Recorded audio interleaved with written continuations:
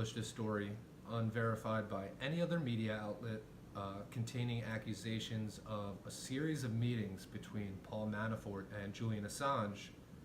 Politico decided to follow that up with some propaganda of its own. So they defended journalistic malpractice with some of their own propaganda.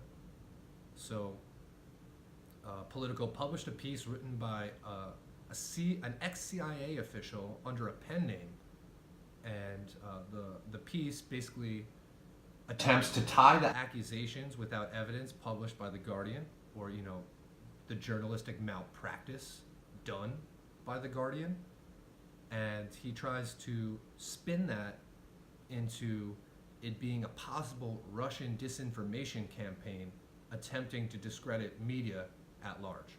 So these baseless accusations of The Guardian have now fueled open fabrications from Politico and the uncritical publishing of overt intelligence community propaganda. So let's break down the short piece by Politico, by our friendly CIA spook, and then we'll look at some tweets from Glenn Greenwald, who breaks it down perfectly. So this is from Politico. Did someone plant a story tying Paul Manafort to Julian Assange? Dun, dun, dun. A bombshell report in The Guardian on Tuesday claims Paul Manafort, President Donald Trump's former campaign chairman, met directly with Julian Assange, the head of WikiLeaks, several times in the Ecuadorian embassy in London. If true, then ramifications are immense. It means the guy running Trump's campaign met directly with the head of an organization that served as a tool of Russia's intelligence services, distributing stolen Democratic emails in an effort to influence the U.S. presidential election. It could be the proverbial smoking gun that shows Trump's campaign knew it was receiving help from Russian intelligence services and perhaps even aided the operation. The revival of Russiagate collusion via a heaping pile of bullshit. Here we go. Luke Harding and Dan Collins, the reporters behind The Guardian story, do not name their sources, although they claim to have multiple, and they write that they have seen an internal document from Ecuador's intelligence service listing Paul Manafort as a visitor to the Ecuadorian embassy in London. Manafort, for his part, has called The Guardian's report, quote, totally false and deliberately libelous, end quote. The White House press secretary Sarah Huckabee Sanders said, quote, certainly I remain confident in the White House's assertion that the president was involved in no wrongdoing, was not involved in any collusion, end quote. While the immediate reaction to the story was a collective, wow, it is fair to take a step back and remain wary. And it's not more than fair, it's the only thing to do. But let me just continue. Rather than being the bombshell smoking gun that directly connects the Trump campaign to WikiLeaks, perhaps the reporting is something else entirely. A disinformation campaign. Is it possible someone planted this story as a means to discredit the journalists? Here we go. So the world collectively points out overt propaganda, and the CIA's response is to write a piece spinning that into it was the Russians who did it.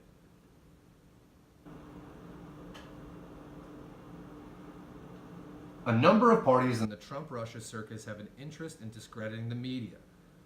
Russian President Vladimir Putin has solidified his power in Russia by systematically squashing the free press and controlling the message through friendly media outlets, including the likes of RT and Sputnik. Trump, too, has consistently shouted fake news at any story he doesn't like, and he has made it a theme of late to refer to the media as the enemy of the people, a term that has been used by dictators throughout time, including to devastating effect by Joseph Stalin. Harding is likely a major target for anyone wrapped up in Russia's intelligence operation against the West's democratic institutions. Why is he a target? Let's see why. He has written a book about Trump's campaign ties to Russia, literally titled Collusion. We all see how well he can defend that book, right? I think we're conflating the fact that Putin is not a nice person that he does not like Hillary Clinton. He loathes the U.S. for many reasons, including the expansion of NATO. But I think we're conflating that with evidence and a conclusion that meant that he cultivated Trump and intervened in the election. I think those two things are different. That's your view, and it would be great if you could go to Moscow, go to Kiev, go to the post-Soviet world, talk to people from the Russian opposition, talk to human rights activists, talk to journalists whose colleagues have been murdered, and perhaps understand a little bit better the kind of state that Vladimir Putin's Russia is. I think you'd be doing yourself a service, and you'd be doing your listeners a service. I don't think I've countered anything you said about the state of Vladimir Putin's Russia. The issue under discussion today has been whether there was collusion, the topic of your book. Yeah, I know, but you're clearly a kind of collusion rejectionist. I'm not kind of sure what evidence, short of Trump and Putin in the sauna together, would convince you. Clearly nothing would convince you. But again, well, look, this gets back to the issue. The question is whether there is any evidence so far, and I don't see it. And it looks like Luke has logged off. So he has written a book about the Trump campaign's ties to Russia, literally titled Collusion, as well as numerous articles related to the case, including about the Steele dossier, which is, if you know anything about this Russiagate shit, a load of pile of crap is what the Steele dossier is. Russia's plans to help rescue Assange from London and spirit him away to Moscow. What the fuck is he talking about? And Russia's Novichok poisoning operation against Sergei Skripal and a slew of other Russia is up to no good stories. So just a quick caveats there. Steele dossier, literal pile of trash. Russia plans to help us rescue Assange from London and spirit him away to Moscow. I don't know what that even is. Now that it's there, I'm going to go look into that, and maybe we'll go through that article about how ridiculous that is as well. But how is Russia going to rescue Assange from the Ecuadorian embassy in London, surrounded by, London cops, Interpol, CIA spooks, and all other kinds of, Western officials? And then lastly, the whole Novichok poisoning. It made no sense. It never did. It reeked of a British false flag operation. The Skripals didn't die, even though supposedly the Novichok was of the deadliest order. They immediately blamed the Russians and called them out for having Novichok, as if Russians are the only ones ever to have the Novichok poison. The major United Kingdom chemical research facility was just, less than a couple of miles away from these Skripals' poisoning location, and they made a recovery. So it almost sounded like the perfect false flag for Western media, because you had a victim. Trump, Russia, Syria, they were all the boogeymen there, and you had no casualties. But anyway, if this latest story about Manafort and Assange is false, that is, if, for example, the sources lied to Harding and Collins, or if the sources themselves were lied to and thus thought they were being truthful in their statements to the journalists, or if the Ecuadorian intelligence document is fake, the most logical explanation is that it is an attempt to make Harding look bad.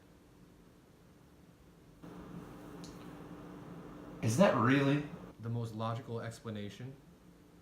The most logical explanation is a giant conspiracy and attempt to make one journalist look bad? Or maybe is all of this information fake because the whole story and premise is not true, period. Maybe the story is fake and these sources are fake and the intelligence document is fake. It's not because someone else is trying to make Harding look bad. Maybe it's because Harding is trying to make Russia look bad. Maybe it's that. Funny how you didn't even think of that. This, in turn, would call into question any of Harding's past reporting and could be raised any time someone mentions his reporting as evidence of wrongdoing. Any mention of Harding going forward would include the caveat, according to a reporter who was once duped. The underlying question would always be, How can anything he writes be trusted? I don't know if you have verified sources and evidence. It's pretty easy to trust someone when they have evidence. We've seen this game before, even recently in November last year when Alabama Senate states, when Alabama Senate candidate Roy Moore was accused of having sexual inappropriate relationships with very young girls. A woman approached a Washington Post reporter to tell her story about underage sex with Moore. She, in fact, was working for Project Veritas, a conservative group that purports to put police and expose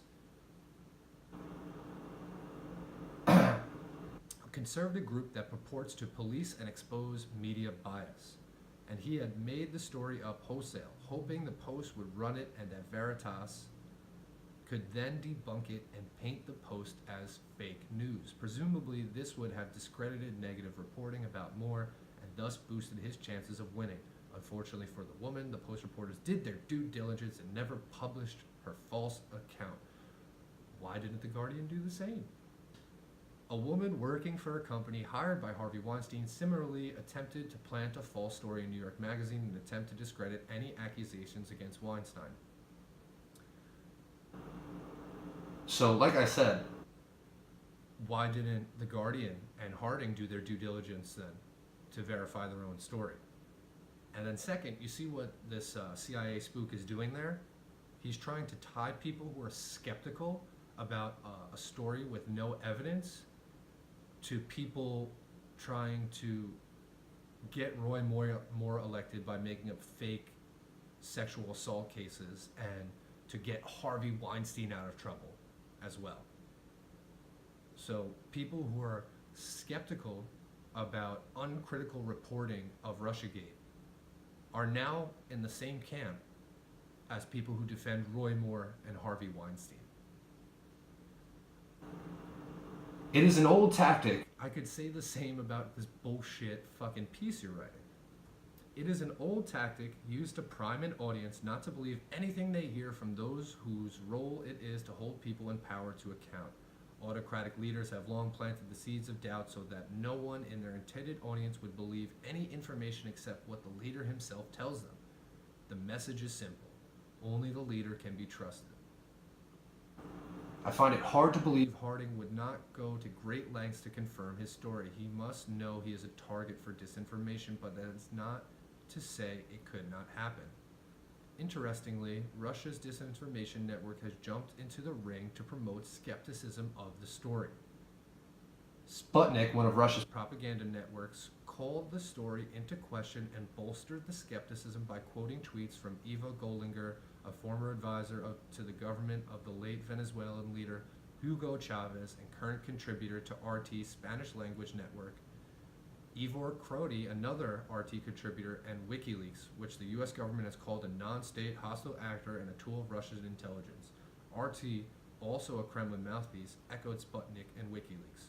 Do you see a pattern here? Yeah, I see a definite pattern. Of all the people who are skeptical of this story that has no evidence and has not been confirmed by any other media source, you only picked out WikiLeaks, the publisher that is being accused of doing this, Sputnik, and RT. So you only picked two Russian news agencies, and the publisher you're accusing of doing this, and saying how they all are calling it propaganda. Well, for two reasons, they are. Number one, it is propaganda. And number two, those are all the people you're trying to accuse of being in cahoots. So why wouldn't they deny it? It's ridiculous. Like, oh, got him. You should be suspicious now. But even if someone managed to dupe the reporters and plant a false story, that tells us something too. Namely, that someone is nervous and eager to lay the groundwork for yelling fake news at whatever other stories are about to drop. Either they want you to believe what is in fact a true story, or they planted a fake story because they want you to not to believe the journalists about any other information that is yet to come. So this here is kind of telling to me, because this seems to be the true motivation behind this piece. You know, one of the motivations was obviously a defense of the Guardian, Harding, and, you know, the propaganda that permeates Russiagate. The other part here is they're trying to make you feel as though this is going to be an ongoing issue still. So they're saying it's going to happen again, right?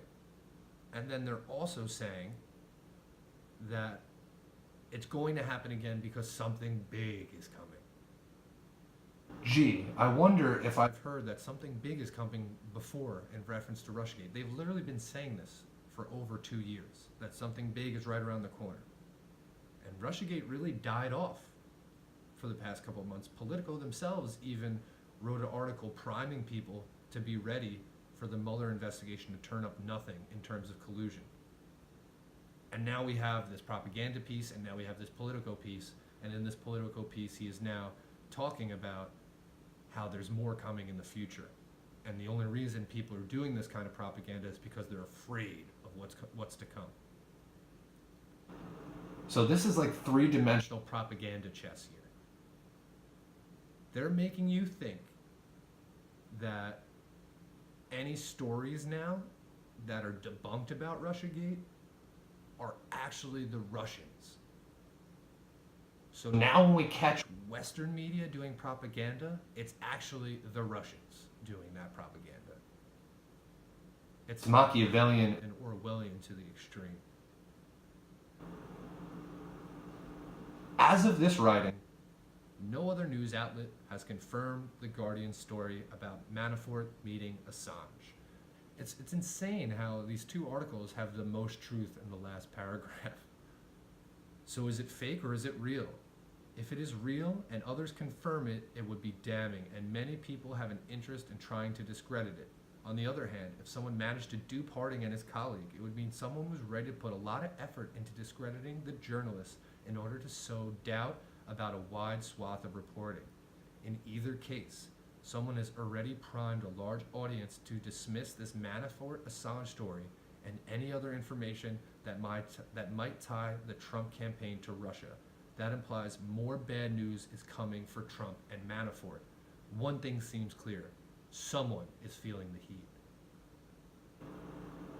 What a spin. What a spin there at the end. Like I just said, they're trying to make you think now every time we catch Western media doing propaganda about Russia and about collusion, that in fact it's Russia doing three-dimensional chess on that Western media. So we're no longer going to criticize Western media for printing stories that have unnamed sources and unpublished documents. We're now going to publish those stories, throw them against the wall and hope they stick. And then if they don't stick, what we then can do is we can blame them on Russia. Russia planted those stories. It's crazy. And there's one little correction here. An earlier version of this story incorrectly stated that Glenn Greenwald worked with WikiLeaks to distribute the documents stolen by former NSA contractor Edward Snowden. WikiLeaks did not play a role in releasing the Snowden documents, though a WikiLeaks staffer did help Snowden get to Russia. This line has been removed. Alex Finley is the pen name of a former CIA officer and the author of Victor in the Rubble, a satire of the CIA and the war on terror. Follow her on Twitter. Yeah, because we all need a satire of the CIA and the war on terror. So let's just quickly run through Glenn Greenwald's tweets eviscerating this article. Why do attacks on the US media, calling it fake news, resonate so widely? because of utterly fabricated and reckless articles like this one from Politico by a former CIA officer allowed to write under a pen name. The whole thing is a fraud. 2. The only point of the article is to invent out of whole cloth a wild conspiracy theory that perhaps Russia-controlled operatives caused The Guardian to publish a false story, its viral Assange Manafort story, in order to discredit Luke Harding for his Russia reporting. 3. The whole conspiracy theory is made up with no evidence. Worse, it relies on blatant fabrications, such as the one highlighted here. Everyone knows I didn't work with WikiLeaks to report the Snowden story. It's a lie, but US media outlets are willing to lie if the targets are right. 4. Politico also allowed this ex-CIA agent to falsely claim that the only people raising doubts about the Guardian story are people who are part of Russia's disinformation network. In fact, as Empty Wheel noted, a wide range of people raised doubts about the story. Compare. 5.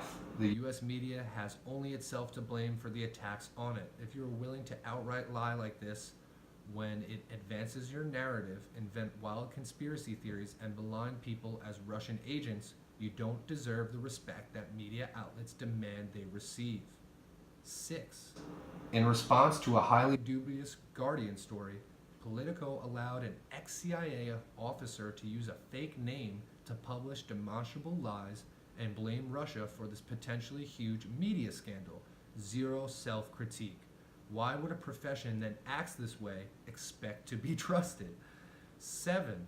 In less than 48 hours, we went from Manafort secretly met with Assange 3 times in the embassy, The Guardian, to maybe the Russians tricked The Guardian into publishing a false story, Politico's CIA writer.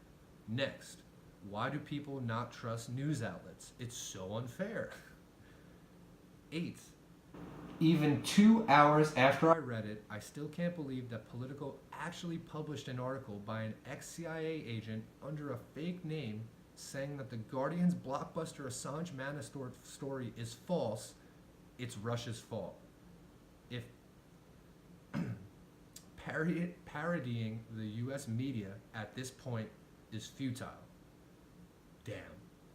2 days after The Guardian and Luke Harding claims Manafort secretly visited Assange 3 times, no other media outlet has confirmed it, no video or photos have emerged proving it, and Politico published an article by an ex-CIA agent with a fake name suggesting it's Russia's fault. Damn. And that's why I like Glenn Greenwald. He can so concisely lay out what flies around in my brain at 1,000 miles an hour.